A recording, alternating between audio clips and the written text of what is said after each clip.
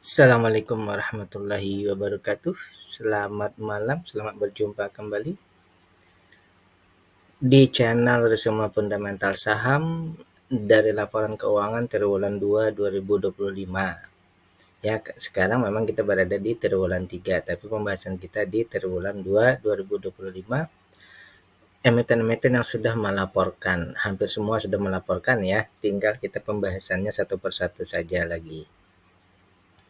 Kembali kita akan melaksanakan atau membuat medley analisis nanti beberapa emiten yang akan kita bahas dari segi kuantitatif ya. Saya ulang lagi, dari segi kuantitatif kita akan melihat nanti dari value-nya, dividen, free cash flow, ketahanan dan kepengendaliannya. Untuk kualitatifnya itu bisa dicari sendiri ya, analisa sendiri, karena untuk kualitatifnya itu agak sulit, dalam artian kita harus mengenali pengendali, direksi, dan lain-lain.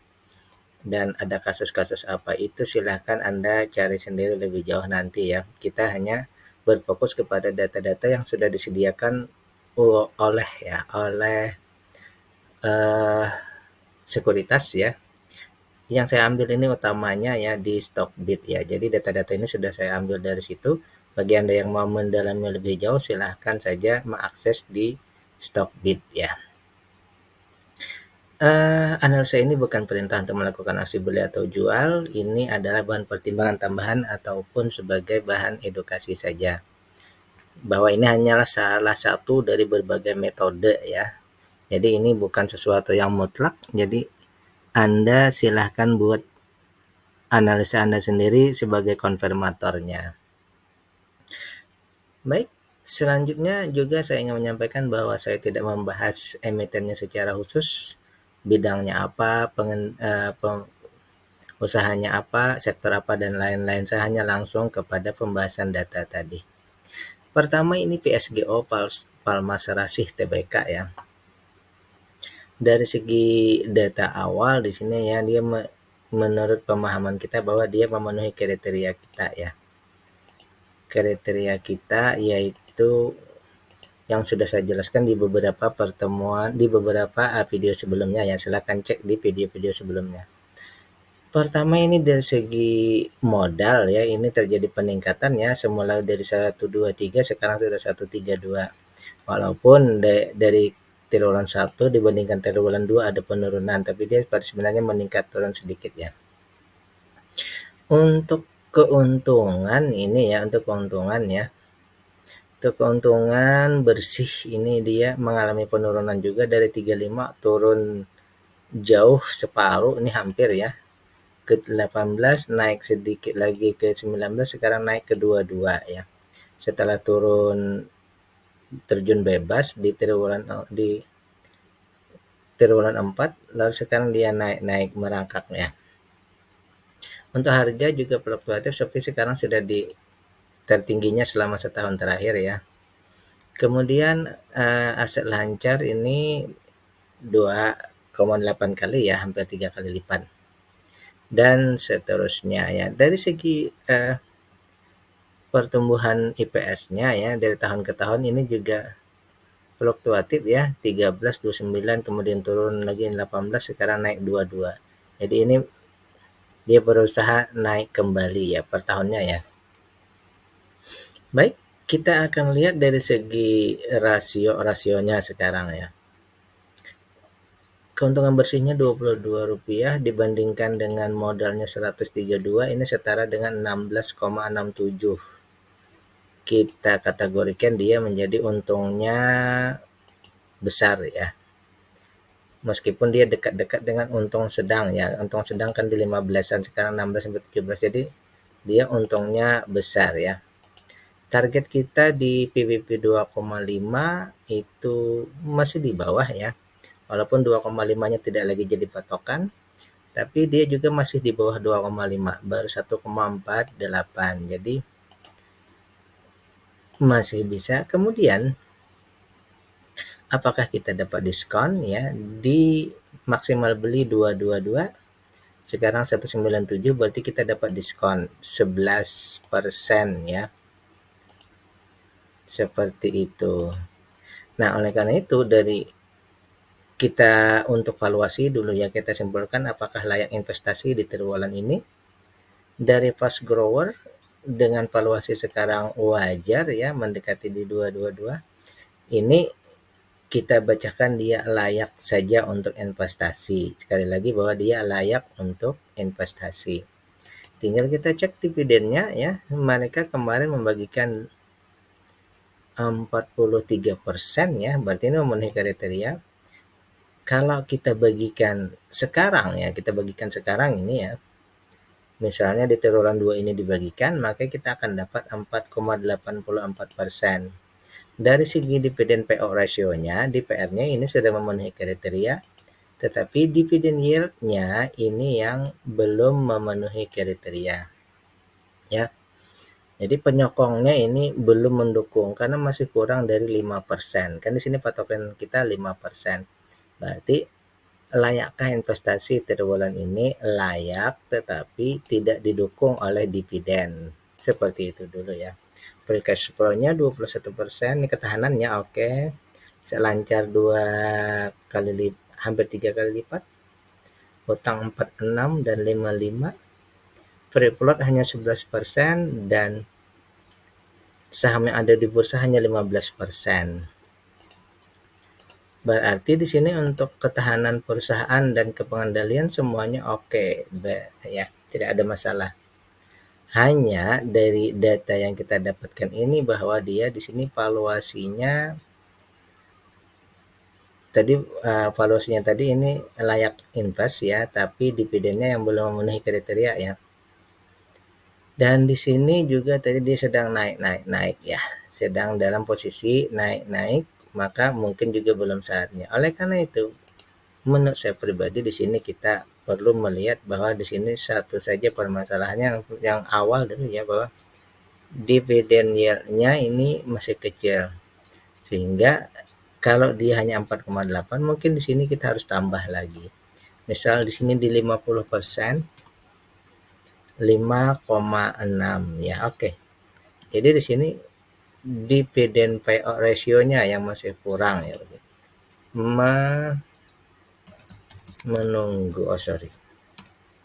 Menunggu DPR-nya meningkat tadi ya. Di mana? Di sekitar 50%. Tapi itu tidak akan bisa berlaku di triwulan ini karena dia sudah full ya, sudah tidak bisa diubah-ubah. Paling nanti di triwulan berikutnya kita tunggu apakah ada perubahan dari segi data di sini sehingga yang terjadi nanti dividen yield-nya bisa meningkat lebih jauh. Seperti itu dulu ya.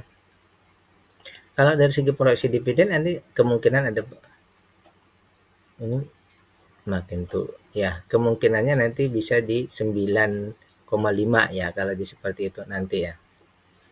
Baik, itu yang pertama. Yang kedua, keju ya, Mulia Boga Raya. Ini seperti biasa mereka sudah memenuhi kriteria ya. Tinggal kita cek lagi dari segi pertama book value, ini ada peningkatan naik turun kemudian sekarang turun. Ada kenaikan lalu turun sedikit. Jadi di triwulan 3 sampai 1 ini meningkat, tapi di triwulan 2-nya menurun. Untuk keuntungan bersih ini terjadi peningkatan terus ya. Ini terjadi peningkatan terus. Kalau kita cek di sini bahwa sekarang ini berarti ini peak performance-nya ya. Keuntungan bersihnya saat ini sedang paling tinggi ya, di beberapa tahun terakhir dia paling tinggi ya. Ini berarti sedang high-nya ya, peak performance-nya. Untuk harga ini standar saja bolak-balik ya. Dan seterusnya. Sekarang kita cek per bidang ini apa namanya? Rasio ya. Keuntungannya sekarang Rp30 dibandingkan dengan modalnya 134. Berarti keuntungannya sekarang itu ya 22,6%. Jadi kategorinya sama ya, dia fast grower. Untungnya besar. Target kita di PBB 2,5 ini sudah jauh terlampaui ya. Tapi kemarin sudah jelas bahwa fast grower tidak memakai ini lagi, jadi 5,5-nya bisa saja kita tetap ya. Bisa saja kita tetap jalan di 5,5 karena dia fast grower ya. Tinggal kita mengecek apakah sekarang ini kita dapat margin of safety atau kita dapat diskon. Ternyata kalau beli sekarang kita tidak dapat diskon ya. Kenapa? Coba kita lihat di sini dulu ya. IPS-nya 30 ya. Untuk IPS 30 ini kan kalau dibandingkan dengan lab bukunya 130-an, biasanya untuk IPS ini kita kasih perkalian 10 ya. Oleh karena itu 30,5 ini kalau kita kalikan 10 ini 305. Maksimal kita beli ini kan di 305 ya. Tapi harga sekarang ini sudah 675. Jadi pernya itu setara 22,1 ya. 22,1 artinya apa? Kita tidak dapat diskon. Tapi kalau beli sekarang kita harus nambah lagi 121%. Kalau misalnya harga misal nih ya, harga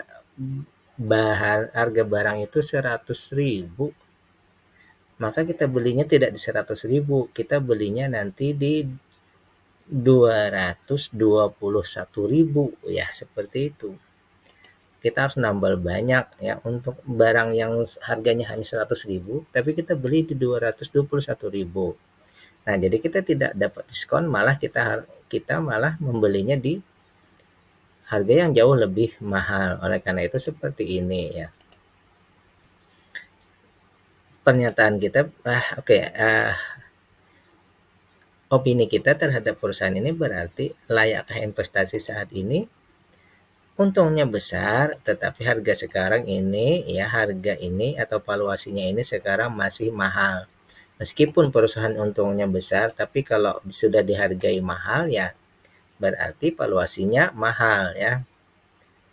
Berarti belum saatnya beli ya, seperti itu. Berarti untuk triwulan ini di valuasi sekarang ini belum layak invest ya, bukan berarti tidak bisa diinvestasi, tapi belum layak untuk diinvestasi.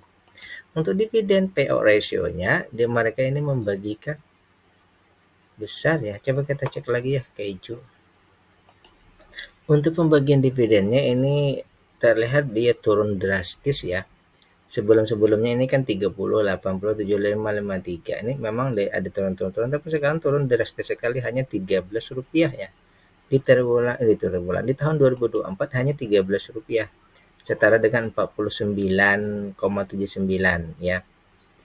49,79. Kalau misalnya dibagikan langsung di triwulan ini, maka dividen yield-nya hanya sekitar 2,5. Jadi untuk penyokongnya untuk dividen ini sudah besar 49,79, tetapi dengan data yang seperti itu kita sebagai investor hanya dapat dividen sekitar 2,25%. Ini termasuk kecil. Jadi dari dua data ini kita dapatkan bahwa untuk triwulan ini belum layak invest karena kemahalan, dan dividennya pun, penyokongnya pun tidak besar penyokongnya ya. Ibaratnya kita beli ya saat ini misal ya, maka dividennya hanya 2,25%. Untuk ketahanan perusahaan ini oke, 27% free cash flow-nya. Aset lancarnya juga besar 2,6. Nggak ada hutang berbunga. Hutang tak berbunganya pun hanya berapa deh? 36% ya. Sorry. Hutang tak berbunganya pun hanya 26%. Sorry. Jadi untuk ketahanan perusahaan ini oke saja, tidak ada masalah ya. Kemudian non-warkatnya ini hanya 8% ya. Dari 100%, free float-nya, retailnya hanya 8%. Tapi semua sahamnya ada di bursa ya. Ini mungkin kalau seperti ini biasanya kepemilikan asing termasuk banyak ya. 22% asing ya. Nah, oleh karena itu kalau menurut saya pribadi untuk perusahaan ini ya di saat ini ya, dia perusahaannya untungnya besar ya, ketahanan perusahaannya oke, pengendaliannya juga oke. Hanya masalahnya tadi valuasinya masih mahal dan karena valuasinya mahal, dividennya pun ikut terbawa-bawa menjadi kecil ya. Oleh karena itu menurut saya pribadi ya kita mesti menunggu ini dua ya. Satu aja nih berarti. Harga ya membaik. Kemana membaiknya? Minimal dia turun ke misal di sini ya. PBP ya di valuasi wajar misal ya berarti 304 misal. Valuasinya wajar, dividennya pun jadi 5% ya. Jadi di sini berarti kita ya menunggu harganya turun ke valuasi wajar tadi ya. Tapi apakah triwulan ini misalnya di harga misalnya turun ke valuasi ini tadi ya, di wajar tadi ya. Apakah layak beli? Tidak juga menurut saya ya, karena di sini dia masih dalam kondisi IPS-nya paling tinggi. Jadi tetap di triwulan ini belum bisa juga. Paling tidak kita menunggu di triwulan berikutnya. Lanjut, ini obat Brigit Biofarmaka Teknologi ya. Oke, ini seperti biasa dia memenuhi kriteria ya, kriteria awal kita. Dari segi IPS ini meningkat ya. Ini setahu saya ini baru saja ya belum setahun berarti IPO-nya ya. 70, 175, 177. Dari segi IPS ini naik kemudian turun sedikit ya. Dari segi harga juga turun-turun ya. Current ratio-nya oke, ini besar banget ya. 6 kali dari 3, 6 ke 6 ya. Hutang mengecil juga dari besar tapi kembali membesar lalu mengecil. Tetap berbunga ini mengecil ya. Baik, kita cek lagi lebih jauh dari segi rasio-rasio ya. Keuntungannya sekarang 57 dari 177 itu sama dengan 32%. Ini sangat besar sekali ya. Untungnya ini sepertiga. Dari modal dia untungnya sepertiga. Ya. Kemudian target PBB kita 2,5, ini 2,29 ya. Tapi dia tidak jadi patokan kita ya. Istilahnya karena dia fast grower, ini tidak jadi patokan kita. Tinggal kita cek di sini dulu apakah kita dapat diskon. Dari harga sekarang 406 ya. 406 itu kita dapat diskonnya 29% ya. Ini PER-nya 7,1 ya. Berarti kita dapat MOS-nya ini 29%. Dia termasuk kategori murah ya. Nah, apakah perusahaan ini layak invest? Kalau dari data fast grower dan murah, dia termasuk kategori layak invest. Tinggal kita cek dividen. Mereka udah mulai bagi dividen ya. Ini di 2024 mereka bagi dividen 22,37 ya. Setara dengan 45,62. Jadi nanti kemungkinan besar saat ini ya, kalau misalnya saat di triwulan 2 ini jadinya 26. Dibandingkan dengan sini 22 berarti nanti ada kemungkinan peningkatan ya di 24 rupiah ya. Dan kalau kita cek di sini berarti dividen yield-nya sebesar 6,5. Berarti di sini DPR-nya dan dividen yield-nya ini memenuhi kriteria. Artinya valuasinya untuk triwulan ini masuk kategori layak untuk investasi dan disokong oleh dividen. Free cash flow-nya 8% ya kurang dari 10 tapi oke aja. Aset lancarnya 6 kali lipat, hutang berbunganya 9, tak berbunganya 25. Free float yang ada di masyarakat 19% ya. Jadi sebelum kita lanjut Untuk ketahanan perusahaan oke, berarti layak invest, dividennya menyokong, ketahanan perusahaan oke. Kepengendaliannya ini bahwa hanya 19% yang ada di masyarakat, namun pemilik atau pengendali ini bisa trading, jadi perlu hati-hati juga sih sebenarnya. Oke, kita ambil simpulan opini kita dari data ini tadi, berarti layak invest, semuanya oke, tidak ada masalah, berarti rumusannya layak invest ya. Dari data awal kita ini layak untuk investasi. Tapi apakah saat ini, saat yang menurut kita triwulan ini triwulan yang tepat untuk masuk? Misal kalau melihat data ini 49, 60, 57, berarti ini ada penurunan. Menurut saya pribadi ini tadi layak invest tapi belum saatnya masuk. Ini kalau menurut saya pribadi ya, belum saatnya untuk masuk. Layak invest tapi belum saatnya masuk karena sedang terjadi penurunan. Kita masih menunggu ya, mungkin kita tidak tahu kan triwulan berikutnya kalau masih turun IPS-nya, kinerjanya mengalami penurunan, kemungkinan besar juga harganya akan turun ya. Nah, karena itu kita mau konfirmasi ya triwulan berikutnya, kalau dia naik misalnya baru kita cek lagi memang memenuhi atau tidak. Oleh karena itu kalau menurut saya pribadi sekali lagi ini layak invest, tapi untuk triwulan ini dia belum saatnya untuk kita masuk. Bagi Anda yang sudah punya gimana? Kalau menurut saya pribadi, kalau bagi Anda yang punya ya, bisa saja ditahan saja dulu. Kenapa? Karena dia punya 6,45% ya, masih di atas 5 seperti itu. Kecuali nanti ada perubahan valuasi data, perubahan fundamentalnya mungkin bisa kita keluar. Tapi untuk saat ini masih oke-oke saja, tapi belum saatnya untuk masuk bagi yang belum ataupun menambah bagi yang sudah punya. Seperti itu ya. Berikutnya ini EV ya. Indonesia Fireboard Industry Tbk. Seperti biasa datanya ini memenuhi kriteria, itu dulu yang pertama ya, tidak ada masalah.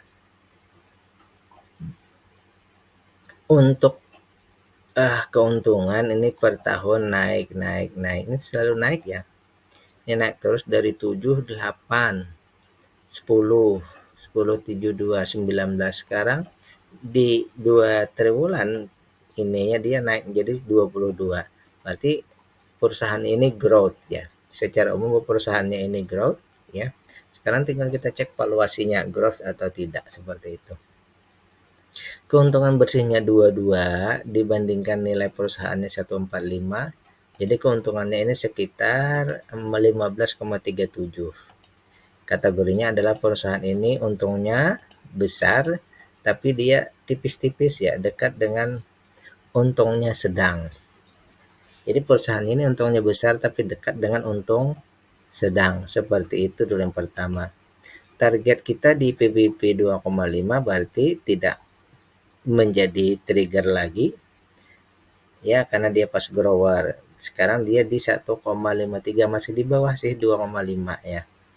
Tapi dia tidak menjadi patokan kita patokannya yang di bawah ini valuasinya ya. Sekarang dia ya maksimal beli kita di 223. Sekarang harganya di 222. Ini kalau belum saya ubah ya, coba saya cek dulu ya. Kayak di 222, oke. 222 ini berarti dia dekat banget ya. Ini 99,9, berarti di sini pernya 9,9, jadi kita punya diskon 1% ya. Ya, kategorinya kategori wajar. Seperti itu dulu yang pertama ya. Nah, dengan fast grower dan valuasi yang wajar, kita ambil opini pertama bahwa perusahaan ini layak invest. Satu dulu ya. Perusahaan ini layak invest karena dia di valuasi fast grower dan wajar. Tinggal kita cekkan dengan dividen ya, kita konfirmasi apakah dividennya ini menyokong ya. Di tahun 2024 itu dividennya 10 dari 19,02, setara dengan 52,58 ya. Jadi kalau misalnya dibagikan di triwulan ini ya, di triwulan ini dibagikan, maka kita nanti akan dapat 11,75. Kalau dibanding sini berarti kita akan terjadi nanti peningkatan ya, 1,75 rupiah ya, setara dengan 5,29. Berarti di sini dividennya sudah memenuhi kriteria juga ya. Jadi untuk sementara bahwa dari segi valuasinya di sini layak invest dan dividennya ini menyokong ya. Free cash flow-nya 20% sangat oke. Aset lancarnya 250, hutang berbunganya 22, tak berbunganya 29.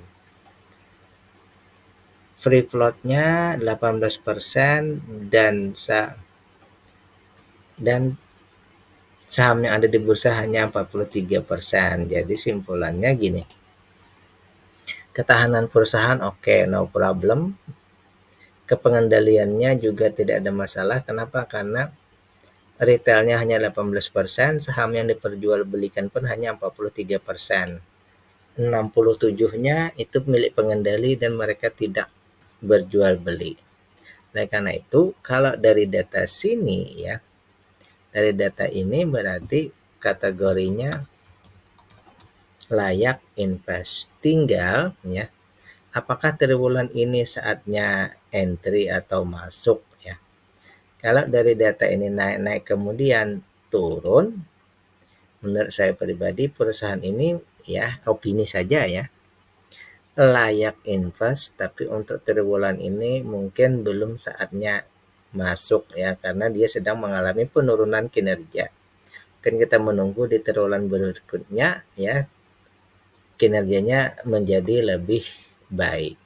Oke, demikian pembahasan case kita EV, obat, keju, dan PSGO. Sekali lagi ini bukan perintah untuk melakukan aksi beli atau jual, ini adalah bahan pertimbangan tambahan ataupun edukasi. Billahi taufiq wal hidayah. Assalamualaikum warahmatullahi wabarakatuh.